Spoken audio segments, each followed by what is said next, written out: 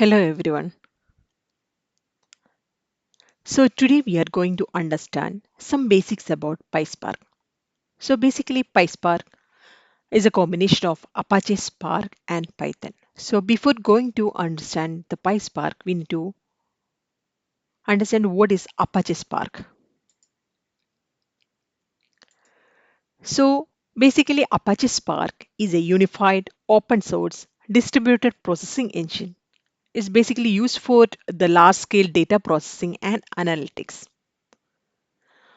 It excels in handling various data workloads, including batch processing, real time stream processing, machine learning, and graph processing. The sparse speed, scalability, and ease of use make it a popular choice for big data applications. So it can be written in Scala with APIs in Python or PySpark, Java, or an SQL. So what are the key features and benefits? So first, let's go through the key features of Apache Spark. So basically it supports batch or streaming data, SQL analytics, data science, machine learning, and basically, so if we dig more into the details of these features, what is the batch or streaming data? You may heard about the batch or streaming data, right? So Spark can efficiently process large volumes of historical data. So that make it suitable for tasks like ETL pipelines, data warehousing, and generating reports from large data sets. That's all about the batch processing. What is the streaming data? The real-time streaming processing, right? Stream processing. This Spark streaming allows for processing live data streams, enabling applications like real-time analytics, fraud detection, and monitoring systems. The next key feature is the SQL analytics. So most of us are data engineers, and we started our career with studying about the basics of SQL. So most of us know about how to write SQL queries. So basically, Spark SQL provides a SQL interface for querying and manipulating structured data. It simplifies the process of working with data stored in various formats. That's about the SQL analytics feature of Spark. And next feature is data science. So Spark support for multiple programming, as I said, like Java, Scala, Python, R, and its high-level APIs make it a versatile tool for data scientists or analysts who are working with the large data sets. And next key feature is the machine learning. The Spark library provides a scalable machine learning networks frameworks, making it suitable for actually building and training models on large data sets. It has an inbuilt library, ML library, therefore supporting the machine learning. And other feature is that it can support the graph processing. Spark can handle the graph computation using its graphics library. It's useful for analyzing social networks, recommendation systems, and other graph structure graph structure data. So that's about the key features of Spark. And coming to the benefits, what are the benefits of Apache Spark? The first benefit is in-memory computation. What is in-memory computation? So basically, Spark processes data in memory instead of constantly writing to disk.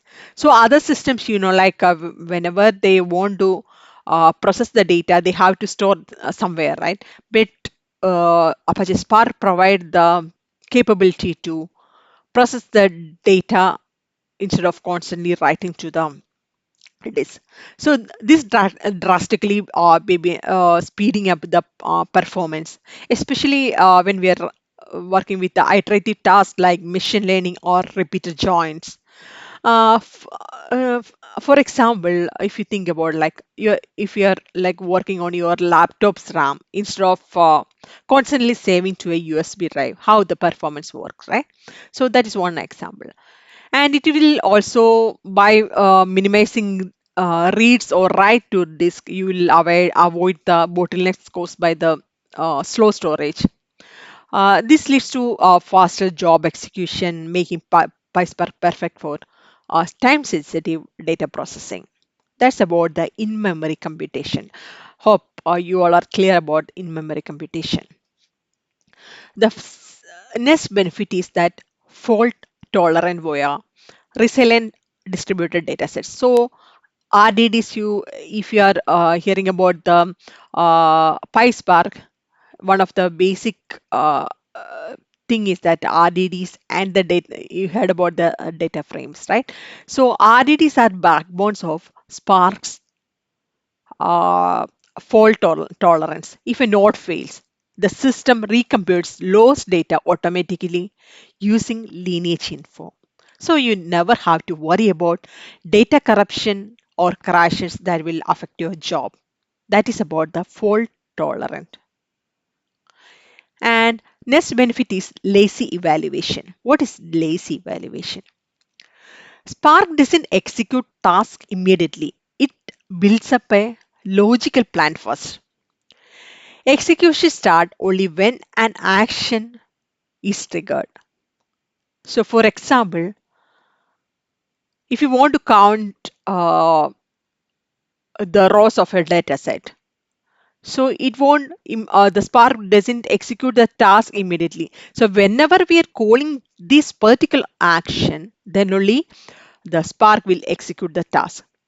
So this allows for smart optimization like collapsing steps or skipping unnecessary operation. That is another benefit of Apache Spark. Next benefit is partitioning.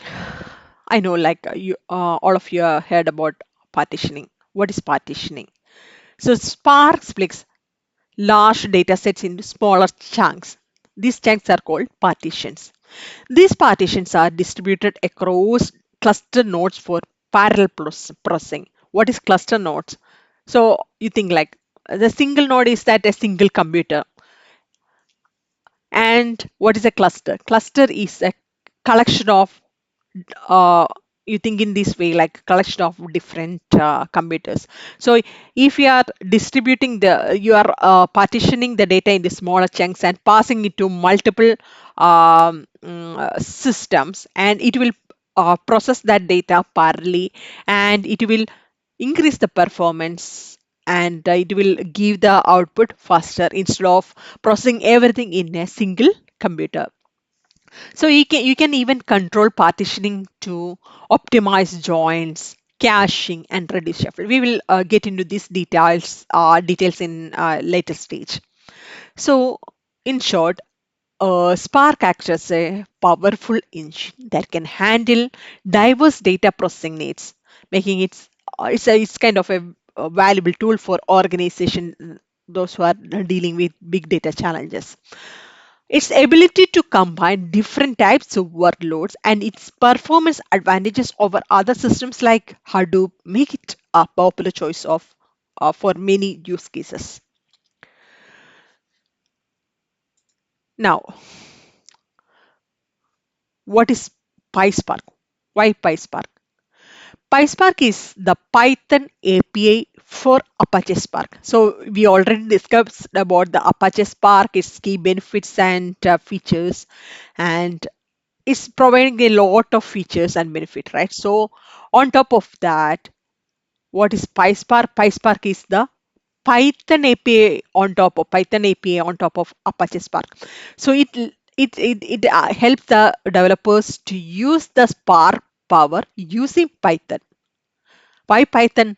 Python is very much the developers love Python because of its simplicity and the readability. So with the power of the Apache sparse power and with the Python's simplicity, we can write code easily, right? So that's the benefit of PySpark. So what are the benefits of PySpark? Let's list down. Well, first is the Python syntax, as we discussed earlier. The syntax is very simple and it's ideal for data scientists familiar with pandas or NumPy. We can use the libraries and import various functions for their analysis, and even for the data engineers or developers. We know the Python, and with the Python syntax, it's easier for us to write the PySpark and using the benefits of the Python. And second thing is that the smooth integrations work well with the machine learning libraries like scikit-learn and TensorFlow. And other benefits of PySpark is productivity. It's the faster prototyping. We are able to prototype or write the queries faster and development compared to Scala or Java, which are complex languages. But Python is a simple language, and writing the code using the Python is very easy. That will increase the productivity. And next benefit is the active ecosystem.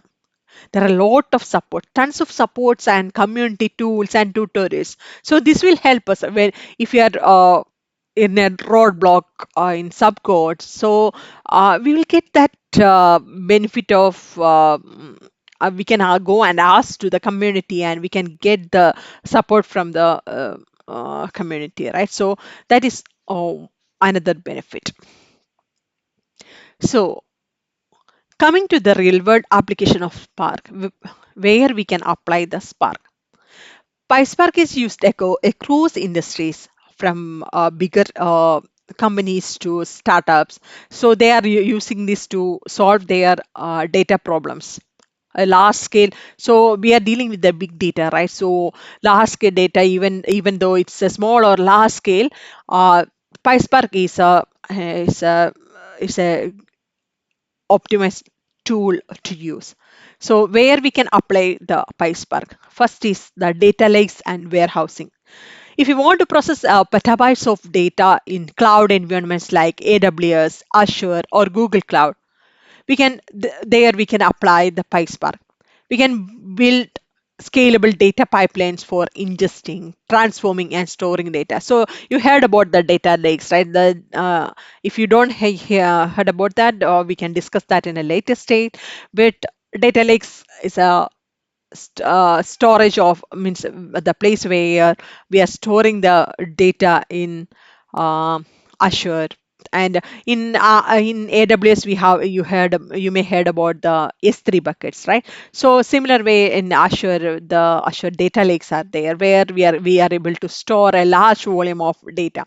So using the PySpark, we can write queries to transform for ingesting the data, transforming the data, and storing the data. That is one use case, one real world application of PySpark. And second is the ETL, start, transform, and load. With the PySpark, it gives the capability to automate the daily data workflows, cleaning and joining the massive data sets. The transformation, we can apply the transformation, cleaning, and the data sets. And the next benefit is that we can create the dashboards with a structured inside using the PySpark.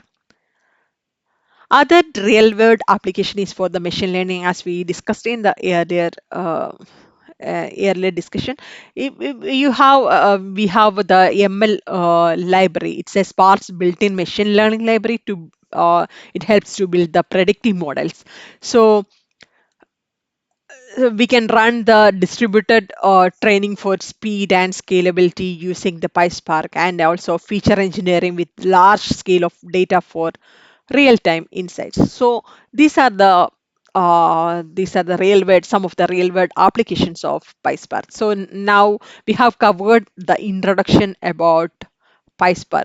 So how PySpark evolved, like from the Apache Spark plus Python, the PySpark is evolved, and what are the benefits of the Apache Spark, and the features and benefits of Apache Spark, and how that benefit plus the Python's simplicity to benefit to create a PySpark and how we can apply that PySpark to the real world application. We have discussed all these things. So we will discuss about more details of the PySpark in next sessions.